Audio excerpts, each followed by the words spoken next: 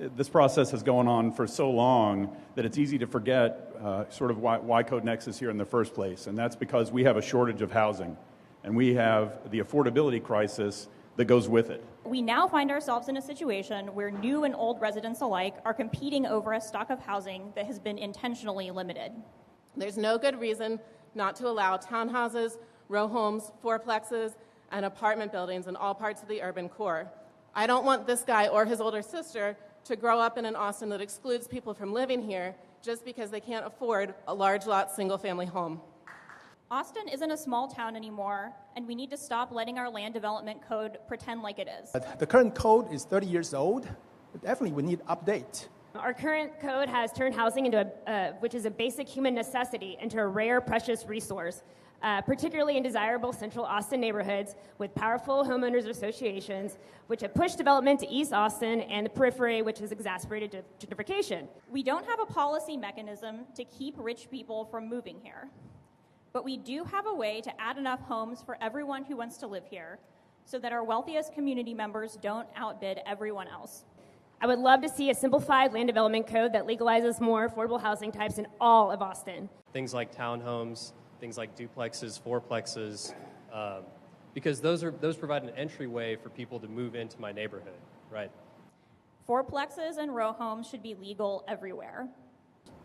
I've heard a lot of people say that density doesn't mean affordability, but there are 80 people living in my apartment complex, and none of them could afford to live there if it were zoned single family. I'm not arguing for density's sake. It's just the way you add more housing while minimizing impervious cover and mitigating the decimation of our hill country by suburban development as people are pushed to the outskirts of our city. You cannot advocate for affordable housing, but wish for Hyde Park and West Austin to remain as they are. Our core neighborhoods of Hyde Park, Bowling Creek, East Austin, and West Austin house 67,000 people, or about 3.3% of Greater Austin's 2 million residents. The assumption seems to be that if we don't change zoning, if the majority of the lots in Bolden are kept at 2 units per lot maximum, that the neighborhood won't change. But of course it's changing. The working class is being forced out to the suburbs. Single-family zoning is not protecting affordability. I've heard other people say that we should just do what they did and move to where it's affordable and make that place better. But that may have been an option 20 years ago when moving to where it was affordable was less than 10 miles away from downtown. Now that requires us to leave the city altogether, which increases the sprawl and increases the traffic that the city is currently facing. Sprawl is unsustainable, yes, but on a more fundamental level, it is deeply illogical. Why would we build a city so that a large proportion of its citizens live far away from the workspaces that they will visit 2/3 of the year? Would it make more sense to have them live in close proximity with their workspaces and have them commute on public transportation vehicles, cycles, or, if they so dare, on scooters?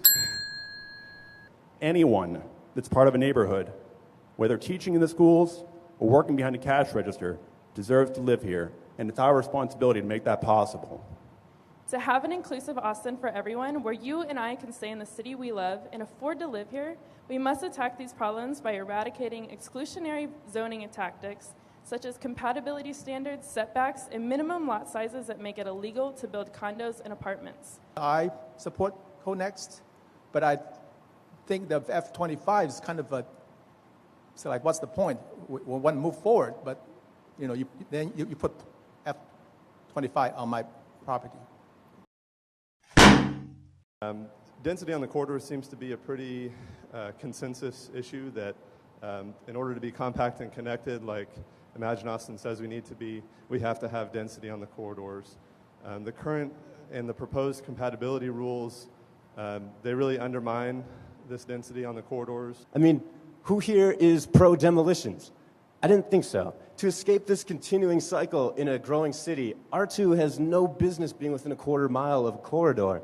We need to have about 17 jobs and people per acre along the corridors to support the frequent, effective, and efficient transit that our city needs, and particularly what we want. And I can't come in here and not talk about parking. R4 shouldn't have any parking requirements.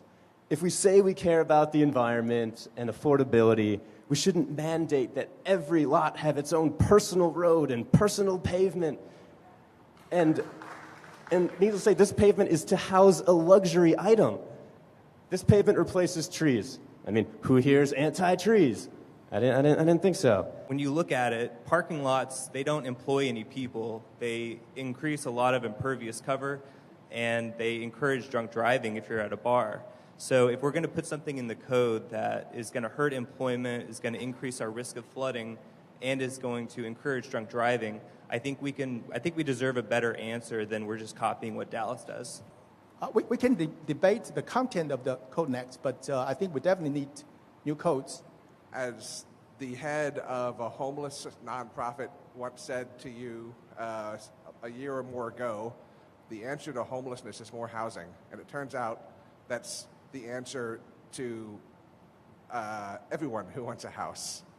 More neighborhood housing for more families, compatible in form and scale with our existing structures is not only possible, but is critical to allowing more people to live closer to their jobs and schools and towards realizing our Imagine Austin vision. And you can grow in a way that is welcoming to everyone, regardless if they were born here, if they moved from Dallas, or if they moved here from El Salvador or anywhere else. So anyway, I guess I'm a neighbor who wants more neighbors, and I'm begging you to please upzone me. One more thing. I want to see everyone in this room joining me, joining Aura, and joining the Democratic Socialists of America in loudly supporting the affordable housing bond on the ballot this November.